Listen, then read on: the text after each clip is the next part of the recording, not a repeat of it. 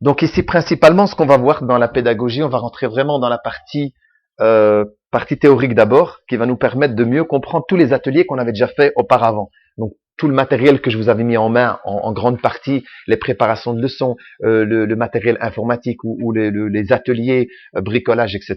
Donc on va essayer maintenant à travers la partie théorique de mieux comprendre. Alors, je vous avais dit que on allait faire toute la partie introduction aujourd'hui, et même l'introduction, je ne sais même pas si on pourra la terminer sur 2 heures.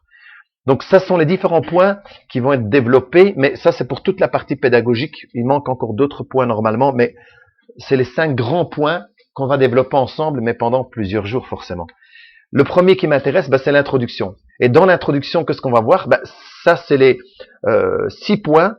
Je ne sais pas si on arrivera à les voir tous aujourd'hui, mais en tout cas, je vais essayer peut-être, chaque fois que j'ai fini un de ces points-là, garder un enregistrement pour pouvoir justement mieux revoir la leçon si jamais on n'a pas bien compris. Le premier point qui est essentiel, c'est ici dans ce point-là qui est constitué en 3 parties, c'est l'appropriation du savoir. Donc comment s'approprier le savoir. Et donc forcément on parle pour les élèves. Comment allons-nous faire pour pouvoir permettre à l'enfant de s'approprier le savoir qui, dans ce cas-ci, est la langue arabe qu'on a envie de leur apprendre. Alors, premier point, dans notre conception traditionnelle des études, donc comme on travaille réellement à l'école française actuellement, on va voir un peu comment ça fonctionne. Bien sûr, maintenant, on est dans l'amélioration, mais auparavant, c'était un petit peu différent. Nos maîtres, auparavant, quand nous, en tout cas, on était à l'école, on nous dispensait une matière très souvent ex cathedra. Le ex cathedra, mes anciens profs ont peut-être déjà entendu ce que ça veut dire. C'est que le prof parle, il est sur une estrade, et vous n'avez qu'à écouter un peu ce que vous faites maintenant. Mais bon, ici, c'est normal, c'est pour transmettre vite l'info nécessaire pour vous permettre à vous, justement, de ne pas faire ce type de cours. Ex cathedra, c'est je parle, vous écoutez, et au final, je ne sais même pas si vous avez vraiment compris ou pas, et vous partez chez vous. Donc ça, c'est pas très bon. Mais c'est comme ça qu'on faisait à l'époque. Et qu'est-ce qu'on devait faire, nous, pour pouvoir comprendre la matière qui nous a été enseignée? Eh bien, on devait l'étudier au moins 2 fois notre cours. En réalité, on écoute en classe, on gratte, un peu ce qui se passe à l'UNIF. Et qu'est-ce qu'on fait après? On rentre chez nous et seulement on étudie. Et c'est à ce moment-là qu'on essaye de comprendre et d'apprendre. De comprendre et d'apprendre et de retenir. C'est difficile quand même. Alors souvent, on le fait 2 fois tout le cours et puis on l'a étudié. Moi, je l'ai connu, c'est comme ça que je faisais avant. Et une première fois, c'était pour la comprendre et donc le maîtriser. Une seconde fois, c'était pour la mémorisation. Attention, des fois, c'est pas assez une seconde fois. Et les plus perfectionnistes, souvent c'est les filles. Moi, j'ai remarqué à l'école à l'époque, c'est toujours elles. Qu'est-ce qu'elles font? Elles revoyaient encore une 3e fois pour se rassurer. Donc vraiment pour être certaine, voilà, que j'ai compris ma matière et je pars. D'ailleurs, des fois, il y en avait qui étudiaient ça par cœur et en réalité sans vraiment une compréhension derrière. Et ça, c'est pas très bon en réalité. Donc c'est comme ça que ça fonctionnait. Par contre, aujourd'hui, maintenant, comment on travaille? Un cours ex cathedra, lui, il est ennuyeux. C'est ennuyant d'écouter. Et voilà. Et déjà, nous, adultes, si on parle pendant longtemps, à un certain moment, on commence à déjà rêver, à partir ailleurs, à penser à autre chose. Donc voilà. Donc ce cours-là, il faut l'éliminer, il ne faut pas le mettre en pratique. Un élève retient donc beaucoup mieux la matière qu'il découvre lui-même. C'est ce qui va nous conduire à une pédagogie qu'on appelle actif et non passif. Parce que actif, en réalité, à travers des ateliers, c'est l'enfant qui va apprendre. Il découvre. S'il découvre lui-même, qu'est-ce qu'il fait? Il la retient. Alors, les profs qui, par exemple, posent une question aux élèves et ne permet pas à l'élève un peu de réflexion et lui donne la réponse vite. Et vous lui dites, oui, mais je lui ai dit, on l'a dit en classe. Tu te rappelles pas? Non, c'est pas à toi le dire, c'est à eux de le sortir. Et si eux le sortent la réponse, vous devez trouver le moyen pour que eux puissent sortir justement cette information. Pareil pour quand on parle l'arabe avec eux, ils comprennent pas et puis on leur dit tout en français. À quoi bon? Ils vont pas maîtriser ça. Par contre, si en réalité vous parlez l'arabe mais vous faites des gestes, du théâtre, etc., des mouvements, en tout cas vous permettez à l'élève de dire des choses qui sont fausses, d'imaginer, oui, voilà. Et donc au final, il va la retenir parce que c'est lui qui l'a trouvée. Voilà. Et donc ce point-là, c'est vraiment très important le dernier. Un élève retient beaucoup mieux la matière qu'il découvre lui-même. Donc pensez quand vous faites vos préparations de son, quand vous faites vos ateliers, c'est ça qui est essentiel. Ça, c'est vraiment important. Alors, le professeur, qu'est-ce qu'il doit faire? C'est ça qui est intéressant aussi. Ben, il doit varier ses méthodes pédagogiques. Et c'est pour ça, à travers ce cours-ci, maintenant, alhamdoulilah, on va pouvoir ensemble découvrir les différentes pédagogies. Et dans les pédagogies, chacun a sa personnalité, sa manière de donner le cours. Mais quand on connaîtra les différentes pédagogies qui vont nous permettre de varier nos méthodes de donner cours, l'enfant n'aura pas le temps de s'ennuyer, que tu auras déjà changé de méthode pour donner la leçon et que il est toujours actif. Voilà, c'est pour ça qu'on retrouve des enfants, ils sont là, droits, puis ils commencent à s'incliner sur la table, ils tiennent leur tête avec la main, même parce qu'en fait ils s'ennuient, ils ne sont pas actifs. D'accord? Les élèves demandent souvent, mais est-ce qu'il est l'heure de partir? C'est ça parce qu'ils s'ennuient. Donc on va essayer de remédier ça à travers ce cours-ci, qui est peut-être un peu fastidieux parce que c'est un peu théorique, etc. Mais je pense que vous comprenez le fond de ce qui se dit. Alors, donner du sens à l'apprentissage. Si je sais pourquoi j'apprends ça et ça va m'aider dans quoi, j'aurai peut-être plus de courage, de volonté de vouloir apprendre cette leçon. Que si c'est passif, on apprend, on dirait que c'est par obligation que je viens et en réalité je ne sais pas le pourquoi je suis là, à part que mes parents me déposent obligatoirement parce que je dois le faire un peu comme les enfants quand on leur dit pour l'école française, je n'aime pas l'école mais parce qu'on les oblige en fait à y aller. Mais si au fond ils savent pourquoi ils vont et qu'est-ce qu'il y a derrière, ils vont mieux apprécier le fait d'aller à l'école. Motiver l'élève en suscitant son intérêt. Alors là, vous allez me dire, il y a un élève qui aime telle chose et l'autre, j'ai envie de dire quelque part, vous connaissez mieux que moi ou n'importe qui d'autre vos élèves au fur et à mesure que vous êtes avec et vous savez ce qu'il va plus lui plaire si vous lui parlez dans un sens ou si vous lui faites telle chose, ça va lui plaire. Donc il faut aller dans le sens de l'élève pour lui donner l'envie par rapport à son intérêt. Un élève qui aime bien toujours bricoler, il faut penser à lui faire des ateliers de bricolage. Vous allez me dire, oui, mais si j'ai 16 élèves, je ne vais pas commencer à faire 16 pédagogies différentes. Non, mais vous pouvez penser à quelque chose qui va l'épanouir et en même temps, avec un petit truc qu'il aime peut-être un peu moins, mais comme c'est occasionnel, ça prend moins de temps, etc., il va peut-être justement se retrouver dans un circuit qui va lui permettre de quand même aimer le cours et de quand même participer et d'apprendre. Et quand il part, au moins il est content. Alors, l'élève devrait aussi, donc la première partie, c'est le prof qui doit faire ça. L'élève, maintenant, devrait aussi faire quoi? En partie prenante de son...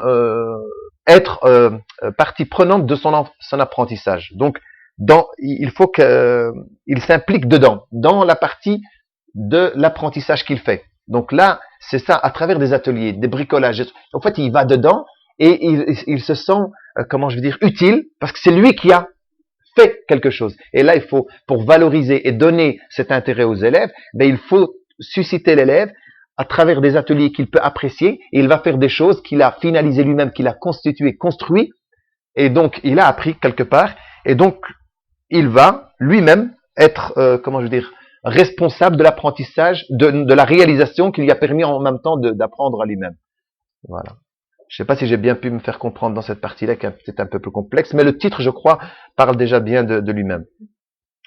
Quitter donc la passivité, ça c'est le fait, t'es là, passif, et tu attends, mais tu fais rien, comme certains élèves. Hein, voilà, ça va mieux, voilà. Dans cette partie-là, donc quitter la passivité, pour s'approprier le savoir, c'est-à-dire donc découvrir par lui-même l'importance, comme j'ai cité tout à l'heure, c'est ça qui va faire que ça ne va pas être passif, il va attendre que le temps passe. Il me reste combien? Il reste 1 heure? Il reste une demi-heure? 15 minutes? 5 minutes? Ouf, on est parti. Non, à travers justement ce qu'on va faire en dessous, ça va permettre que cette partie où l'enfant, peut-être, elle est en train de s'ennuyer, il va plus s'ennuyer. Il va vraiment s'intéresser au cours.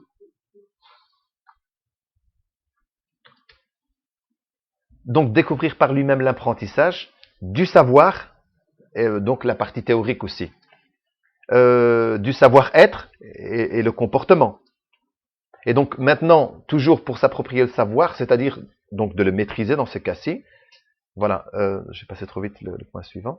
Donc, dans les parties du savoir et de la théorie, du savoir-être, donc le savoir, il l'a appris, mais une fois qu'il l'a, le savoir-être, c'est pouvoir le mettre en pratique aussi. C'est pouvoir, ce que j'ai appris, maintenant je vais essayer. C'est pas j'ai appris du vocabulaire, j'ai appris des choses et puis c'est tout. C'est bête. Il faut leur apprendre quelque chose, mais il faut directement essayer de le mettre en pratique. Si j'ai fait un texte de compréhension, on a tous lu, on a compris. Maintenant, à travers des questions, qu'est-ce que tu as compris toi? Raconte-moi ce que tu as fait, un peu comme tu as fait une fois quand je suis venu dans ta classe. Donc ça, c'est intéressant. En fait, quelque part, vous sortez avec, comment je veux dire, avec une théorie qui a été maîtrisée et la manière de se comporter, de l'utiliser, de le mettre en pratique. Ça va? Donc, par comment? Par des exercices, déduction, recherche personnelle. Donc, le professeur amène l'élève à faire le tour d'un problème.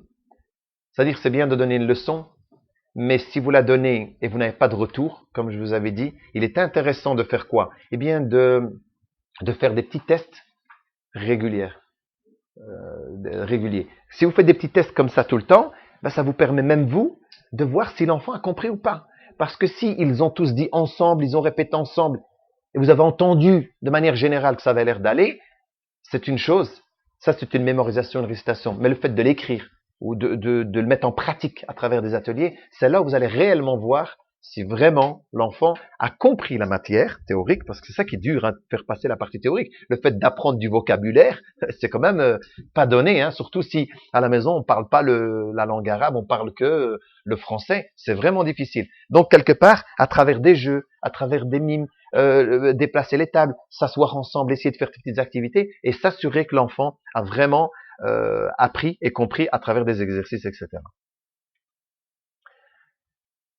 Ouvrir son esprit à la science, donc évalue le niveau de l'apprentissage, c'est ça. Hein. Si vous faites pas de petits tests, même, attention, quand je vous parle des tests, vous avez les tests qui sont sommatifs qu'on rajoute dans les points du bulletin, et vous avez les tests formatifs, des évaluations formatives. Ça, vous faites des petits tests, des petits contrôles qui va vous permettre de faire quoi? En réalité, de relever des cotes, et puis on fait la correction tout de suite, mais qui ne compte pas. Je dis, on va voir un petit peu où vous en êtes. C'est pas pour le bulletin, si vous inquiétez pas, simplement faites, et on verra, après on va corriger ensemble, et on regardera combien de fautes chacun fait. Bon, des fois, quand c'est des plus grands, on essaie que c'est eux-mêmes qui corrigent dans leur questionnaire. Des fois, on change, on dit, bah, tel élève prend, corrige l'autre. Des fois, c'est bien, je trouve, et des fois, c'est pas bien. Vous dites ce que vous en pensez. Parce que si moi, je corrige moi-même, je dis, ah, là, j'ai fait la faute. Même si j'ai triché parce que j'ai pas voulu dire, ça pourrait arriver qu'un enfant a triché dans une erreur qui avait été faite, mais il n'a pas voulu dire pour dire que j'ai eu que 2 fautes, j'ai eu que 3 fautes. Mais en réalité, au fond de lui, l'enfant, c'est bien la faute qu'il a faite. Donc, il a quand même corrigé, il l'a vu. Ça veut dire que ça va quand même se mémoriser. Et des fois, quand on donne que c'est un autre élève qui corrige, et puis on revient avec la correction, c'est bon aussi. Mais des fois, il voit les fautes des autres, et ça peut peut-être aussi le perturber. Ça dépend, on reste humain, hein, ça dépend d'une personnalité à l'autre. Donc, à la rigueur, on peut tester les deux. Hein, on peut une fois le faire, on change les feuilles, l'autre corrige, puis on reprend les feuilles et on fait la correction au tableau. Et donc, comme ça, on voit. Avec les petits aussi, ouais. Après, s'assurer donc de l'acquisition des savoirs et des savoir-faire. Donc, est-ce qu'ils ont vraiment... En fait, c'est la même chose, hein, à travers les évaluations. Mais vous savez s'ils savent ou pas. Mais après, ben, il faut vraiment s'assurer de cette acquisition. Ne me dites pas, j'ai tout montré en classe, ça. Oui, oui, j'en ai. Même les élèves l'ont dit. Je l'ai dit. Ils doivent le savoir. Non. Parce que je vous dis ça parce que j'ai beaucoup de réflexions de profs qui me disent, ça, je l'aurais tout montré en classe. Oui, me montrer, c'est une chose. Mais que eux vous prouvent qu'ils l'ont compris, c'est une autre chose. Et c'est ça là le plus intéressant. Donc, il faut qu'ils aient l'acquisition des savoirs et des savoir-faire. Donc, le fait de le mettre aussi en pratique. Alors maintenant, on passe dans la partie pédagogie différenciée. Là, je vais quand même clôturer cette partie-ci.